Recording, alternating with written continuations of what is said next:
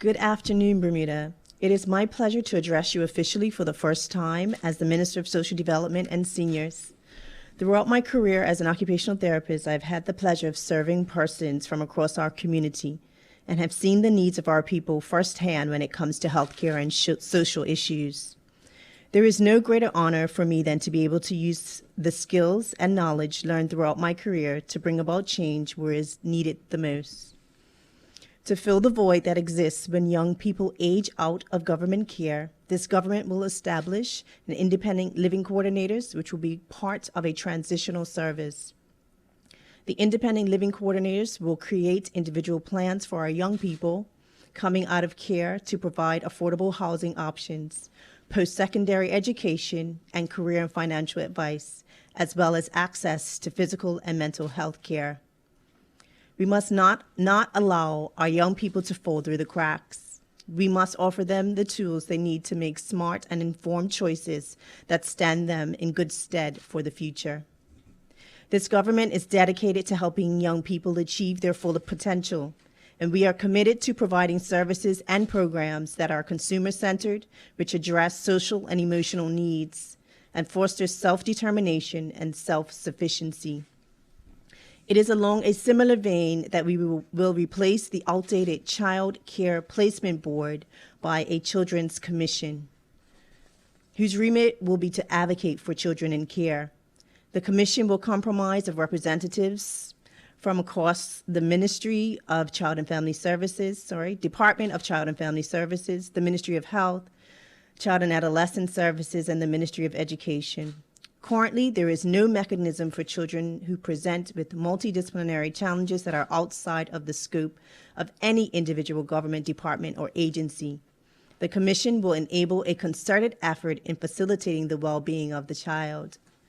Finally, we will develop a national senior strategy, working in collaboration with government and community stakeholders who work with seniors.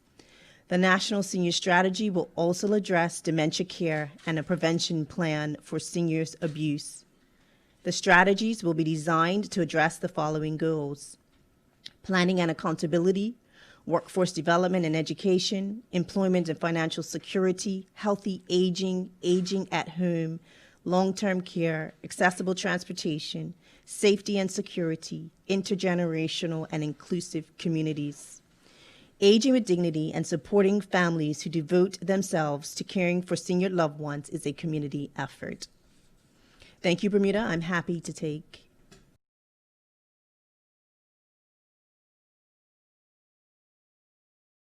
Good afternoon, everyone. Minister Furbert, members of the media. In the last week or so since becoming Minister of Youth, Culture, and Sports, I've had the opportunity to chat with a variety of officers within the ministry. I can tell you that these are very dedicated individuals, and it's evident that they love and have a passion for Bermuda arts, culture, heritage, youth, and sports. This is also a ministry that connects with so many areas of our community, and it's my immense pleasure today to express my privilege as well as my pleasure to serve as their minister. Our mission is to develop and celebrate people. We believe that the uniqueness of our people and our culture is our country's greatest asset, and our ministry is committed to developing and celebrating our people throughout the island. As it relates to the 2020 throne speech, our focus this upcoming session will be on the creation of a national youth policy and the development of a national cultural heritage policy. As we highlighted in the 2020 throne speech, Bermuda's future must be built by those to whom it belongs most. This ministry respects the values of our young people's contribution to society. The development of a national youth policy will foster direct engagement with our youth in the creation of government policy. This has been an extraordinary year for youth mobilization as well as social action, and that hasn't been lost on this government or this ministry. We believe that there is an immense value in engaging with our young people. As such, we believe it's important that we harness their energy, their creativity, ideas, and passion about the causes that are most important to them. Working in partnership with other stakeholders, it's our goal to involve our youth in the formation of a youth policy that supports as well as empowers the most critical segment of our community. Programs that serve this population will be reviewed for effective delivery and revised as necessary to inspire a generation of independent and informed thinkers. Although Bermuda is a country that encompasses many cultures, the National Cultural Heritage Policy will embrace and celebrate one history and a shared cultural identity. This policy will present the ministry's vision for preserving and celebrating and educating our community about Bermuda's rich and diverse cultural heritage. The National Cultural Heritage Policy for Bermuda will be a product of significant community engagement, including feedback from cultural organizations, artists, and other creatives. It is our hope that this document will serve as an evolving blueprint for the deliberate integration of culture into each and every aspect of Bermudian life. Some of the other aspects contained within the National Cultural Heritage Policy for Bermuda include the promotion and development of culture and the arts, and the preservation of protection of our cultural heritage. We look forward to engaging with the community as we further develop this critical policy. We are excited about the work being done to create these strategies, and the engagement has already begun. I hope to provide updates to the public in the near future.